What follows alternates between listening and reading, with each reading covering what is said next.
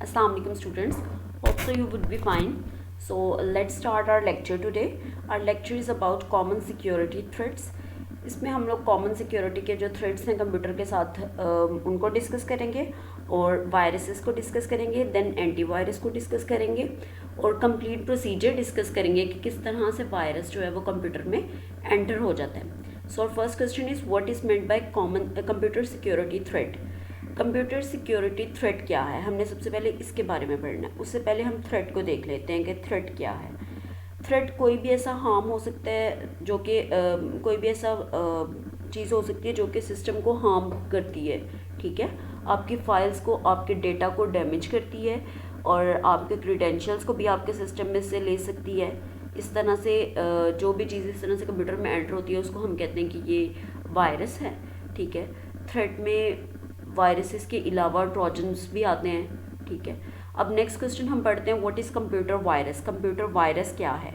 Computer virus कोई भी ऐसा छोटा सा प्रोग्राम हो सकता है, कोई भी ऐसा छोटा सा सॉफ्टवेयर हो सकता है जो कि कंप्यूटर को डैमेज कर देता है. डैमेज करने से ये मुराद है कि उसमें आपके डेटा को हैक कर सकता है, आपके क्रीडेंशियल्स को ले सकता है, आपके डेटा को डुप्लिकेट कर सकता है या कुछ डेटा को रिमूव करके ओवरराइट भी कर देगा.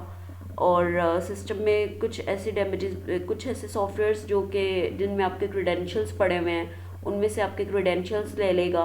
या फिर स्क्रीन रिकॉर्डिंग अगर आप कर रहे हैं तो उस टाइम पे अगर कोई कंप्यूटर वायरस आ गया है तो वो उसको भी डैमेज कर सकता है. कभी कभी ऐसा होता है कि आपके कंप्यूटर में ब्लैक स्क्रीन आ जाती है और फिर वो खुद ही ठीक हो जाती है. इस तरह से वो वायरस भी सिस्टम को डैमेज कर रहा होता है. Next, differentiate between worm and adware. यहाँ पे हमने दो चीज़ों के बारे में पढ़ना है. सबसे पहले है वार्म.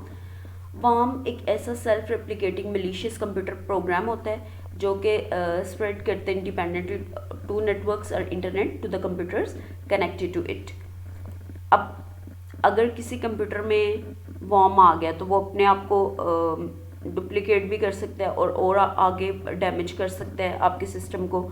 ठीक है, और ये फाइल्स को चेंज नहीं करता लेकिन ये कि मेमोरी के अंदर रहता है और डुप्लिकेट करता जाता है अपने आप को. ठीक है, फाइल्स को कभी भी ये डैमेज नहीं करेगा लेकिन ये कि अगर सिस्टम में कोई डेटा पड़ा हुआ है तो डेटा को ले सकता है और अपने आप को डबल करता जाता है और सिस्टम में और ज़्यादा डैमेज काज करता है.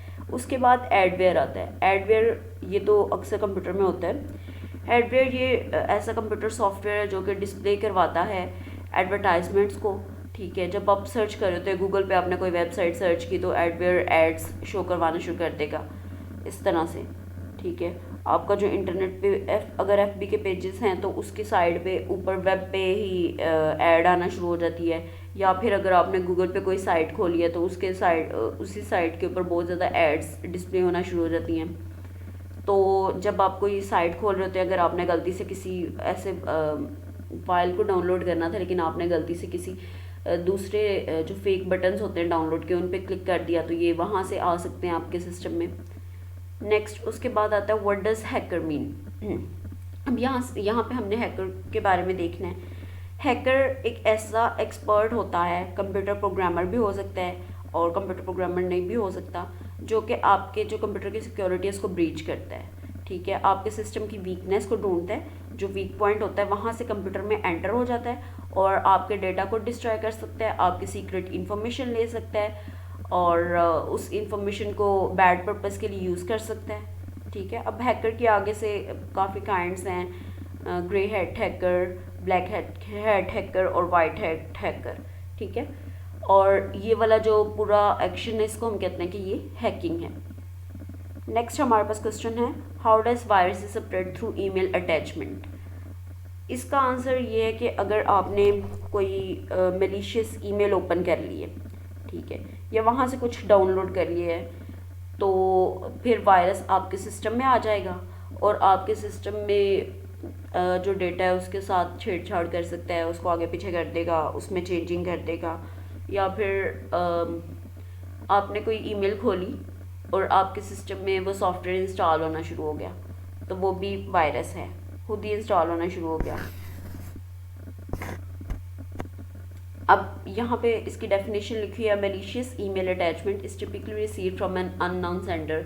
अक्सर ऐसी ईमेल्स जो होती हैं आपके स्पैम में भी आ जाती हैं, लेकिन कुछ लोग स्पैम में से उसको ओपन करते हैं, फिर जब ओपन करते हैं तो वो एज अ वायरस आपके सिस्टम में ट्रांसफ़र हो जाती है। What is antivirus? एंटीवायरस, अब जिसने वायरस बनाया उसी ने एंटीवायरस बनाया है। एंटीवायरस जो है ये डिटेक्ट करता है ऐसे मिलिशियस सॉफ्टवेयर्स को और फिर उनको रिमूव करता है। एंटीवायरस, अब ये मेरे सिस्टम में यहाँ पे एक एंटीवायरस इंस्टॉल हुआ, मैं आपको खोल के दिखा देती हूँ। ये आवास्ट फ्री एंटीवायरस है और ये आप वेबसाइट से डाउनलोड करके इसको इंस्टॉल कर सकते हैं। ये आपके सिस्टम को प्रोटेक्ट रखेगा और उसकी परफॉर्मेंस को भी बेटर करेगा।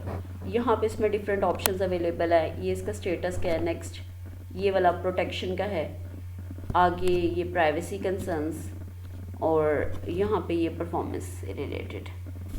इस तरह से एक ये है, और भी बहुत से फ्री एंटीवायरस उस पर नेट पे अवेलेबल होते हैं, साइट्स पे आप जाकर उनको डाउनलोड कर सकते हैं फ्री और देन उनको यूज़ कर सकते हैं। और आवास्ट मोबाइल के लिए भी सेपरेट है। अब मोबाइल में भी इस तरह से वायरस आ सकता है और फिर उसको क्लीन करना मुश्किल हो जाता है, इसलिए आप लोग ऐसे सॉफ्टवेयर जो हैं वो इंस्टॉल कर लिया करें ताकि आपका जो सिस्टम है वो बेटर परफॉर्म कर सके और अगर वायरस आ भी गया तो वो रिमूव हो जाए। What are virus definitions? Virus definition refer करती है ऐसी डेटाबेस को जिसमें करंट वायरस सिग्नेचर फाइल्स होती हैं जो कि यूज़ की जाती हैं by particular antivirus software for virus detection. अब अगर हमारे पास सारे वायरसेस की लिस्ट होगी और जो एंटीवायरस बनाने वाले हैं वो उनमें से देखेंगे कि इससे रिलेटेड पहले एंटीवायरस बन चुका है, जिससे रिलेटेड नहीं बना हुआ वो उनकी हेल्प करेंगे और उसी में मतलब वो उसको देख के कि इसमें कौन कौन सी खामियाँ हैं वो उसको दूर करने की कोशिश करेंगे। अब डेटाबेस यहाँ पे लिखा हुआ है, डेटाबेस मैंने आपको बता दिया था कि एक ऐसा कंटेनर होता है जिसमें डेटा को हम स्टोर करते हैं इन इजी वर्ड्स, और डेटाबेस में रोज़ एंड कॉलम्स होते हैं, उनमें सारा डेटा स्टोर होता है और वो हम किसी भी पर्पज़ के लिए स्टोर करवा सकते हैं।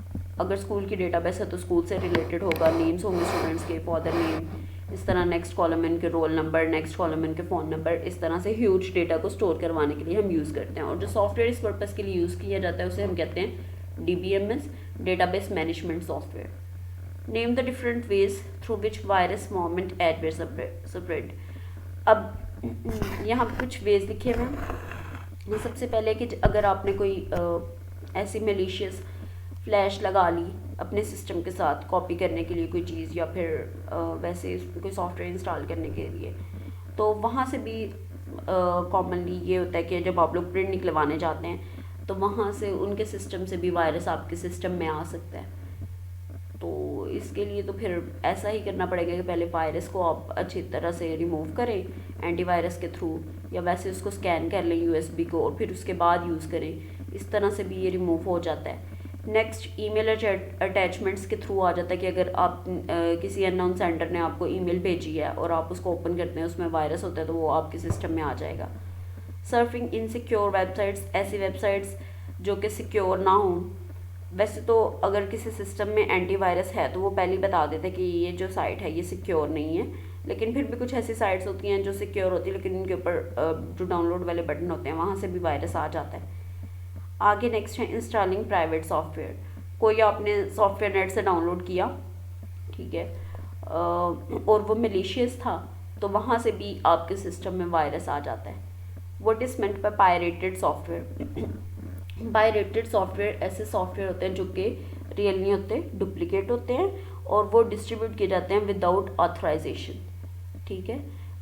जिसने वो सॉफ्टवेयर बनाया होता है वो एग्जैक्टली वो वाला सॉफ्टवेयर नहीं होता, लेकिन उससे डिफरेंट होता है, उसकी कॉपी होता है और इसको हम कहते हैं कि ये पायरेटेड सॉफ्टवेयर है और ये जो एक्ट है इसको हम कहते हैं कि ये पायरेसी है।